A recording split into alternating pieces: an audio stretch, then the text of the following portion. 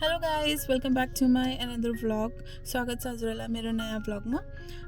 आजको भ्लगमा चाहिँ हामी चाहिँ बाहिर यतिकै घुमघामको लागि निस्केको छौँ। हामी चाहिँ आज लेक जाँदैछौँ। एक्चुअली हिजो हामी चाहिँ कामले बाहिर निस्केको थियौँ अनि बाटोमा चाहिँ यो लेक परेको थियो क्या। अनि अहिले चाहिँ हामी त्यही लेक भिजिट गर्न जाँदैछौँ।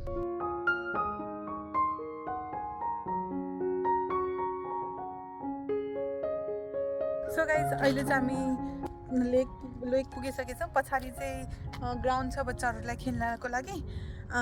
यहाँ चाहिँ तल भर्याङ छ।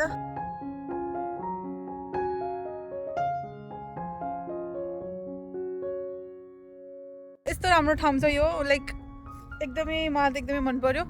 हामीलाई थाहा पनि थिएन। हिजो लकिली हामी यो बाटो आउँदाखेरि चाहिँ यहाँ लेक छ भनेर थाहा पायो। सो आज चाहिँ हामी बुढाबुढी आएको छौँ। एन्ड छुट्टी पनि छ आज स्याटरडे हो। सो वाउ एकदमै राम्रो छ। मतलब हुन्छ नि यो, अब तपाईँलाई पानी देखाउँछु, पुरा आइस छ पानी चिसोले। यहाँ हेर्नु गाइस, पुरा आइस छ, फुल आइस भइरहेछ। पानीमा देख्न सक्नुहुन्छ। यहाँबाट जाने बाटो छ र।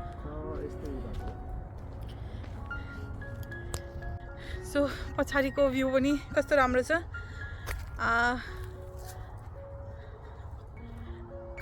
छैन, यहाँबाट त एन्ड भइसक्यो। यहीँ हो, यति मात्र हो। त्यता ठुलो ढुङ्गा चाहिँ म त जान्दिनँ। सो गाइज यहाँ पछाडि चाहिँ एन्ड भइसक्यो, यहाँसम्म मात्रै छ। अब माथिबाट चाहिँ हामी जान्छ होला।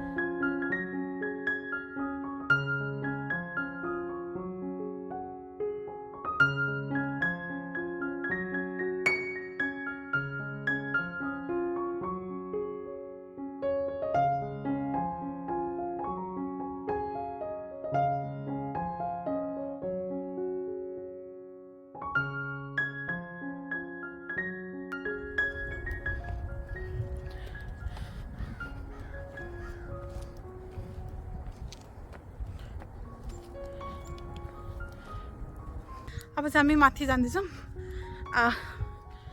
एकदमै तल त्यहीसम्म मात्रै थियो। उता अब माथि कुनै ट्रेल छ भने हिँड्दै जाने हो।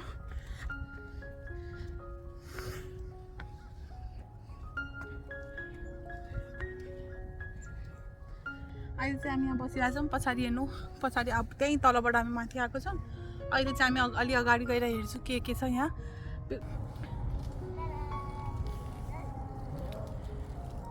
कसो लाग्यो बेबी? मलाई त रमाइलो लागिरहेछ, यस्तो काम लागिरहेछ। समर आए जस्तो फिल भइरहेछ। समर भन्दा नि फल, स्प्रिङ जस्तो क्या। स्प्रिङै हो बाइ द वे। स्प्रिङ होइन नि बेबी, फेब्रुअरी हो, the middle of winter. March हो अहिले, मार्च चलिरहेछ। खास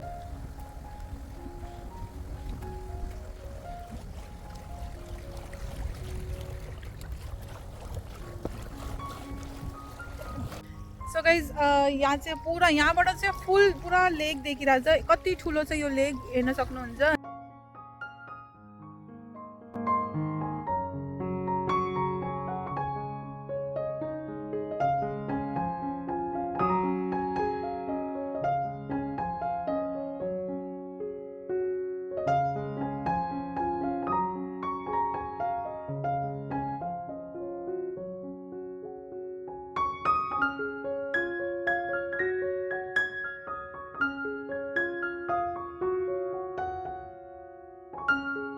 ट्रेलतिर जाँदैछौँ वकिङ गर्न अलिकति। अनि look at this guys, 360 views. यो हेर्नु,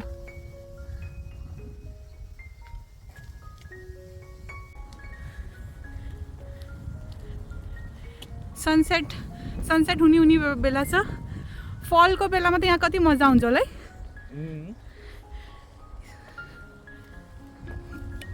सनसेट हुने बेला भइरहेको छ। अब हामी चाहिँ ट्रेल हिँडिरहेको छौँ।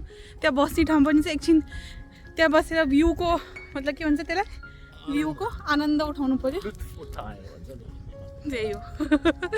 सो रमाइलो फिल भइरहेछ, पिस।